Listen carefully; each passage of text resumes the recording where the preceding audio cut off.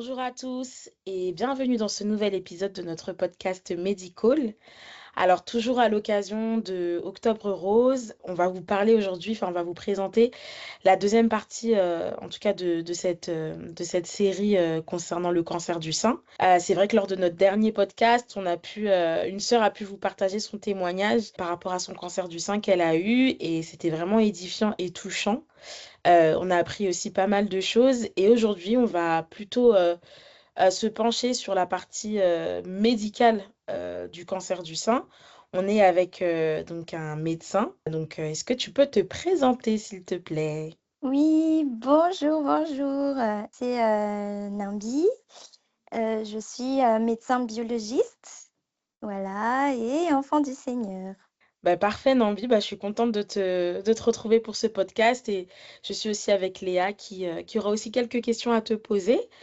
Et bah, sans plus tarder, on va rentrer dans le vif du sujet. J'aimerais que tu essayes de nous définir le cancer du sein pour que nos auditeurs puissent comprendre. Si tu pouvais utiliser des termes pas trop compliqués pour nous définir le cancer du sein, s'il te plaît.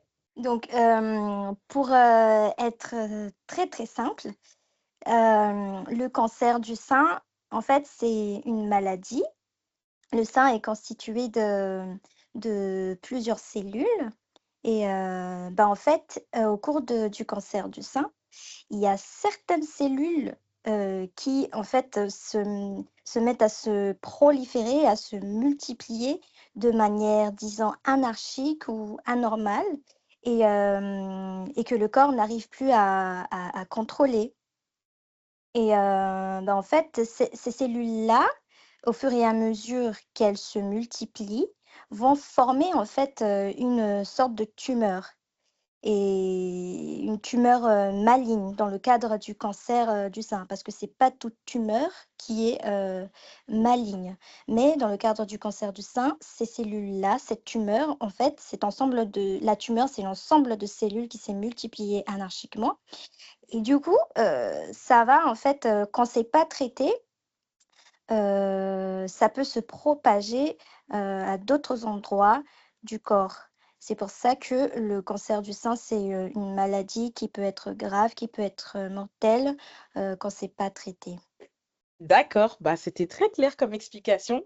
C'est vrai que quand je me suis un petit peu penchée sur les recherches par rapport à cette maladie, les définitions, elles étaient vraiment pas évidentes. Mais là, du coup, c'était très bien expliqué et j'espère que nos auditeurs vont pouvoir comprendre donc ce qu'est le cancer du sein. Et au final, je pense que c'est une définition qui vaut aussi pour n'importe quel cancer, on va dire, puisque c'est souvent des cellules, en fait, au final, qui se multiplient, c'est ça? Exactement, mais cette fois-ci, c'est des cellules anormales. En fait, ce sont des cellules, disons que, ce sont des cellules qui se sont rebellées, en fait, des cellules génétiquement modifiées. C'est des cellules, qui ne respectent plus, qui n'obéissent plus, en fait, aux règles, si on peut dire comme ça. Donc elles vont se multiplier, de manière anormale et incontrôlée. OK, ah oui, il y a la rébellion. OK, très bien. Est-ce que tu peux nous dire comment le cancer, notamment le cancer du sein, puisque c'est le sujet, est diagnostiqué? Je sais qu'on parle d'autopalpation, de mammographie. Est-ce que tu peux un peu nous définir le parcours pour être diagnostiqué de cette maladie? OK. Donc, pour le diagnostic, bah, bien évidemment, tu as déjà dit tout à l'heure qu'il y a, l'autopalpation. Donc, il y a d'abord l'auto-examen que chaque femme doit faire de manière, systématique, ouais, lorsqu'on peut, bah, de temps en temps, il faut regarder. Et parce que c'est au cours de ces autopalpations-là, parfois que, les femmes, en fait, suspectent c'est la masse dont je vous ai parlé. Elles suspectent cette masse-là et c'est là qu'elle va aller voir, un médecin pour, regarder. Le médecin va prescrire ce qu'on appelle une mammographie. La mammographie, c'est une sorte de radiographie, en fait, du sein et ça, c'est à partir d'un certain âge, il faut faire ça, à partir d'un certain âge. Mais dans le cas où parce que les cancers, du sein, en fait, ça pourrait être aussi héréditaire ou, familial. Il y a des cancers qui peuvent être, héréditaires donc Il y en a qui font la mammographie avant l'âge de 50 ans, mais parfois, c'est à partir de l'âge de 50 ans qu'il faut vraiment, faire cette, mammographie-là. Et à part cela, bah, il y a aussi après la mammographie où on arrive à avoir du coup, il y a quelque chose d'anormal lors de la mammographie, bah, dans ce cas-là, on va faire, une échographie mammaire et dans le cas où on voit vraiment que c'est quelque chose de suspect, bah, on va faire la biopsie. Après la biopsie, là, ça va être, ce qu'on appelle, un examen anatomopathologique, c'est-à-dire que, c'est un examen spécifique, c'est le tissu même qui va être, identifié en fait et les biologistes, c'est-à-dire les pathologistes, on les appelle comme ça, les médecins qui s'occupent d'identifier ces tissus, ces cellules, anormales et ces médecins vont identifier en fait quel type, c'est et c'est après ça que l'oncologue ou c'est parce que c'est du coup l'oncologue qui va annoncer le diagnostic aux patientes. C'est après l'annonce du diagnostic, bah, il y aura encore tout un tas de bilans à faire pour détecter si parce que je vous ai dit tout à l'heure que oui, c'est vrai, le cancer du sein, ça débute d'abord au niveau du sein, mais comme je vous ai dit tout à l'heure, la tumeur va les cellules, tumorales anormales, donc malignes, les cellules malignes vont se disséminer partout, partout quand c'est pas traité. Donc, bah, c'est pour ça que il faut faire des bilans, pour savoir est-ce qu'il y a déjà des cellules qui se sont disséminées dans d'autres parties du corps ou pas. Mhm. Ok, pardon. Bah écoute, je savais pas que le parcours était aussi long. Je savais pas qu'il y avait autant d'étapes, donc c'est bon à savoir. Donc ouais, et la biopsie, du coup, on l'a pas définie, mais c'est quand on fait l'opération qu'ils retirent un petit peu de la masse et qu'ils vont l'analyser au laboratoire, hein, c'est bien ça. Parfois oui, parfois non, parce que par exemple, quand c'est dans le cas où c'est détecté, précocement, donc au cours d'une mammographie, par exemple, ou au cours d'une, échographie mammaire, par exemple, quand c'est pas encore très très grand quoi, quand c'est encore petit, là, on va faire une biopsie. Donc on va juste prendre une toute petite partie, c'est pas la chirurgie encore, mais on va juste prendre une petite partie de la tumeur pour analyser c'est quoi. Mais il y a aussi une partie où lorsque on va directement, en chirurgie, on va faire carrément une, ablation, on appelle ça ablation du sein et là la totalité va être envoyée au laboratoire d'anatomopathologie et là aussi, ça va être pareil, ça va être identifié, par les anatomopathologistes. Ok, d'accord. Ok, c'est très bon à savoir et comme je disais, je savais pas que le parcours était aussi long. Donc merci de nous avoir détaillé tout ça. Du coup, moi, je crois, hein, je j'ai pas fait beaucoup de recherches par rapport à ça, mais il me semble qu'il y a 4 stades dans l'évolution d'un cancer.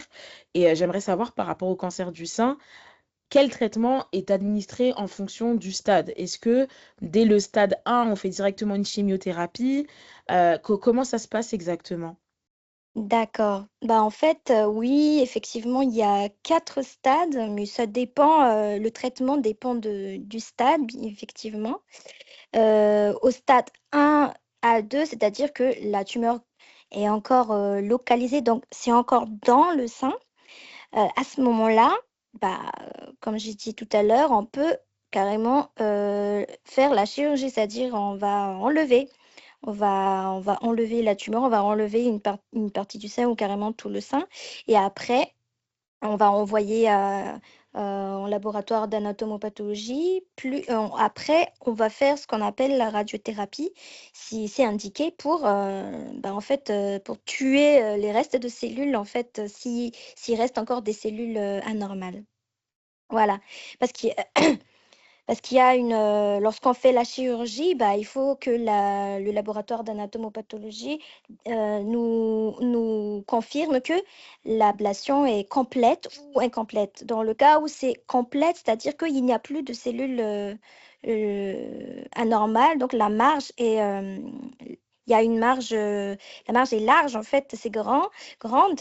Donc là, c'est une ablation complète. Donc pour remédier à une éventuelle rechute, bah, on fait une radiothérapie. Dans le stade 3, c'est-à-dire que les tumeurs, les cellules tumorales se sont déjà propagées au niveau des ganglions. Donc dans ce cas-là, il faut faire la chirurgie, oui, mais également, il faut une chimiothérapie ou éventuellement une radiothérapie. Ça dépend des cas en fait. Ou c'est quel ganglion, au niveau de quel ganglion, combien de ganglions atteints et tout. Et après, dans le stade 4, c'est le stade le plus, disons, le plus grave, puisque ça s'appelle dans le stade métastase, c'est-à-dire que c'est déjà éparpillé partout, partout, c'est dans le foie, c'est dans le cerveau, c'est dans les os et tout. Du coup, là, c'est vraiment, il n'y a pas beaucoup de choses à faire, mis à part un traitement pour, en fait, pour freiner la progression, les traitements palliatifs, on dit ça comme ça, c'est par des chimiothérapies, il y a la chimiothérapie, il y a l'hormonothérapie, euh, mais il y a aussi ce qu'on appelle les thérapies ciblées. Donc, on va carrément cibler la cellule, c'est comment? Mais ça dépend, en fait, ça dépend vraiment de l'état de la personne aussi. Est-ce que la personne va supporter ou pas? Parce que d'habitude, il y a parfois, c'est pour ça, ici en France, par exemple, c'est très bien parce qu'il y a des campagnes, on nous envoie des mails à chaque fois voilà, qu'il faut se faire dépister et tout pour différentes sortes de cancers. Mais dans d'autres endroits, c'est pas comme ça. Donc, les gens arrivent très tardivement. Donc, dans ce cas-là, il n'y a pas grand-chose à faire. Voilà, voilà. Bah, merci beaucoup en tout cas, hein, parce que là, j'en apprends beaucoup. J'en apprends beaucoup. Je pensais pas que je sais que le stade 4 c'est le stade final, mais je savais pas exactement à quoi ça correspondait. Ok. Bonjour à celles et ceux qui nous écoutent. C'est vrai qu'en entendant tout ça, je pense qu'on est tous d'accord pour le dire que le cancer, c'est une maladie qui fait peur et à juste titre parce que bah là, on parle de stade 4. Enfin, c'est des maladies qui peuvent vraiment dégénérer. Et j'en profite pour rebondir avec cette question. Je pense qu'on se la pose tous. J'aime bien la poser, mais il me demande bien en tant que médecin, est-ce que tu penses que notre mode de vie, en fait, a un effet direct sur le développement de la maladie? Donc voilà, je parle si on est plus euh, confronté à la pollution, si on mange mal, si on est sédentaire ou si on pratique du sport. Est-ce que tu penses que il y a des personnes qui sont plus sujets à la maladie ou pas du tout? Oui, bien sûr. Tu as parlé tout à l'heure de mode de vie, c'est ça? Oui. Et bah, du coup, effectivement, ça peut jouer en fait. Parce que lorsque, je ne sais pas si vous vous souvenez, on a eu c'était pas un podcast, mais une émission sur la charge mentale, par exemple. Que comme quoi, tout ça, ça peut en fait engendrer une inflammation chronique au niveau du corps, le stress et tout. Ça, en fait, c'est pas, ça n'aide pas notre organisme. Vous voyez, donc le cancer, les facteurs, c'est surtout le stress. Lorsqu'on ne mange pas bien, c'est pas équilibré. Lorsqu'on ne bouge pas du tout, et surtout, surtout, surtout ici en France, par exemple, c'est surtout le tabac, le tabac et l'alcool. Ça, c'est ça l'un des gros facteurs de risque de cancer. Euh, chez les personnes ici en France. Et pour vous dire que tout c'est... Bien évidemment, il y a aussi l'alcoolisme, hein, il y a aussi l'alcoolisme dans tout ça. Donc, tout ce qui détruit le corps, en fait. En gros, tout ce qui détruit le corps, ça peut engendrer le cancer. Et parce que tout ça, en fait, ça a un impact sur notre système immunitaire. Et tout ça, ça impacte, mais il y a aussi, comme tu as dit tout à l'heure, si on a un mode de vie sain, si on fait du sport, si on est dans la paix, quoi, si on est équilibré dans la tête, si on est dans la paix, on mange bien, équilibré, 5 fruits et légumes, on dort bien. Oui, quand on dort bien aussi, c'est vraiment la paix, quoi. Quand on a vraiment cette paix-là, ça contribue en fait à aider notre corps à être bien. Voilà, c'est cette paix-là qui nous aide et voilà, ça contribue énormément à la prévention du cancer, je pense. Ok. Et du coup, moi, j'aurais une petite question parce que j'entends souvent que, alors bien sûr, on est chrétien, hein, c'est le Seigneur, voilà, qui nous permet de traverser toutes ces épreuves, comme l'avait dit la sœur qui est passée lors du précédent podcast. Mais j'entends souvent que le mental joue beaucoup. Lorsqu'on a atteint du cancer, un mental plutôt positif, être bien entouré. Tu as parlé aussi de charge mentale. Effectivement, on avait fait une émission là-dessus. Mais j'entends souvent qu'effectivement, la guérison peut arriver lorsque mentalement on appréhende correctement la maladie et qu'on est bien entouré. Qu'est-ce que tu en penses? Est-ce que tu peux nous en parler? Par rapport au mental, je suis complètement d'accord avec ça, que ça joue vraiment, parce que, bah, comme on dit, hein, le mental, les pensées, c'est là que ça joue, c'est le champ de bataille en fait. Et en tant que chrétien, on sait très bien que lorsqu'on a lorsqu'on a peur, lorsqu'il y a des pensées de mort, comme quoi tout ça, ça peut engendrer un désespoir en nous, ça peut aller loin. Il y a même des pensées de suicide et tout, c'est surtout au moment de la découverte de la maladie que ça se passe. Mais moi, je sais que la foi, en fait, ça joue beaucoup parce que la foi, en fait, les fruits de l'esprit, la foi, la joie et tout ça, malgré les épreuves, malgré la souffrance, tout ça, en fait, c'est même la parole le dit, hein, que c'est un très très bon remède, hein. Même la parole le dit, je sais pas si c'était dans le proverbe, si je me trompe pas, comme quoi lorsque notre cœur est joyeux, bah, c'est un médicament pour nous, c'est un médicament. Donc, je sais qu'il faut vraiment être positif. Donc, être positif, ce que je veux dire dans ça, c'est pas avoir une pensée positive ou quoi que ce soit, mais c'est vraiment avoir confiance en le Seigneur que il est au contrôle de toutes choses et que toute chose concourt au bien de ceux qu'il aime. Voilà. Amen, amen, amen. Et justement, Nambi, je vais poser cette question parce que je pense qu'on peut l'entendre. Suis-je un enfant du Seigneur si je suis atteint de la maladie? Je pense que malheureusement, des personnes peuvent avoir un peu ce discours de condamnation. Je pense que c'est facile aussi de parler quand on n'est pas atteint de maladie, mais aussi quand on a une telle maladie, on peut vite se sentir aussi condamné. Donc, qu'est-ce que tu aurais à répondre à cette question? Aïe, aïe, aïe. Pour ma part, bah, je suis un enfant du Seigneur et oui, je peux être malade.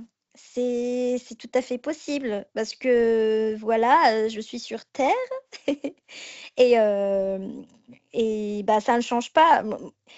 En fait, mon identité en tant qu'enfant du Seigneur, ça ne dépend pas de ce que j'ai une maladie ou pas, en fait, parce que le Seigneur, il est souverain et je sais que s'il fait quelque chose, c'est qu'il y a toujours, une raison. Et si par exemple, si c'est ça, si c'est cette maladie-là qui va m'emmener au ciel, bah alléluia, alléluia, merci Seigneur, hein.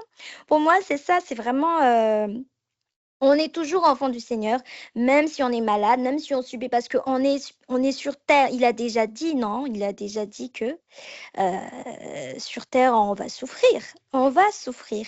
Lui-même, il a supporté toutes les maladies, il a supporté tout, tout, tout, tout. Donc, nous, en tant que disciples, en tant qu'enfants du Seigneur, bah, les maladies et tout ça, c'est juste une petite participation. Moi, ça, c'est moi, hein. C'est juste une petite participation à sa souffrance.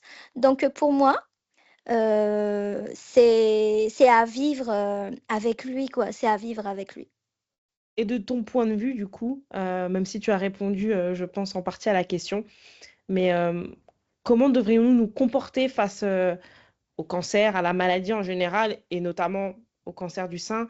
Est-ce qu'on se dépiste ou est-ce que du coup on a le Seigneur, donc ça sert à rien d'aller se faire dépister ou d'adopter un mode de vie sain? Qu'est-ce que tu conseillerais toi, en tant que médecin, mais aussi enfant du Seigneur? Oui, en tant que médecin, et bien évidemment, je vais vous dire, il faut se faire dépister, hein, régulièrement.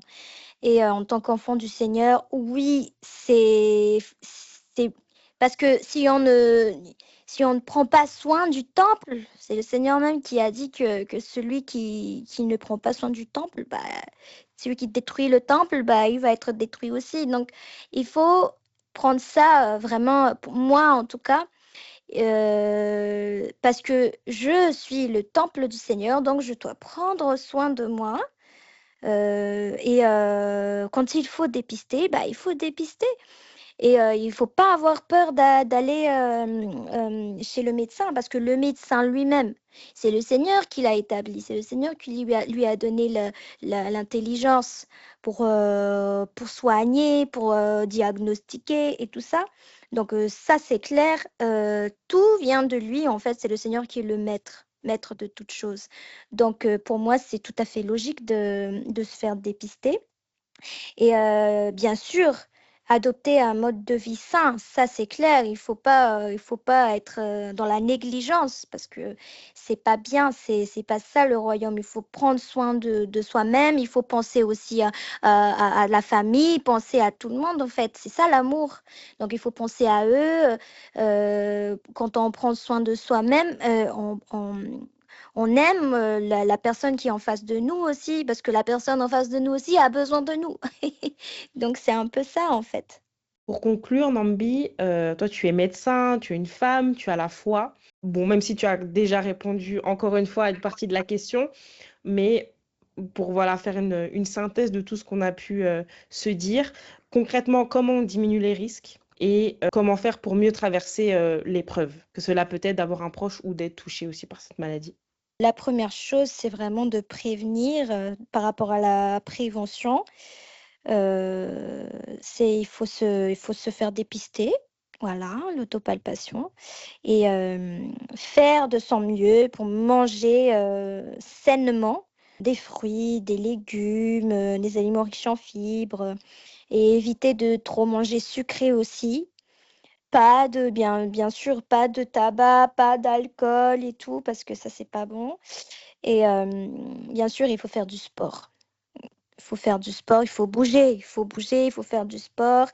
Et surtout pour les gens qui sont qui a la maladie, il faut être bien entouré. Tu as dit tout à l'heure que être bien entouré, ça aide beaucoup. Donc, il faut s'entourer des bonnes personnes, que ce soit spirituellement, que ce soit émotionnellement. Il faut pas rester toute seule. Et bien sûr, la relation avec le Seigneur, c'est ça la première chose. Il faut garder la foi, que quoi qu'il arrive, le Seigneur est bon, quoi qu'il arrive, et qu'il fait toutes choses pour notre bien.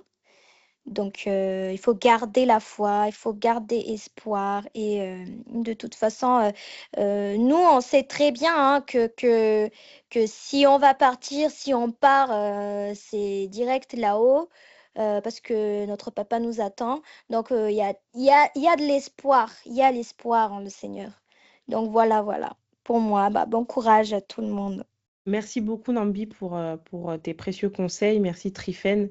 Et merci au Seigneur pour de tels moments, de telles émissions et de tels échanges. Je pense qu'ils sont très importants. Et nous vous remercions de nous avoir tous écoutés. Et nous vous disons à bientôt pour un prochain épisode de Medical. À bientôt.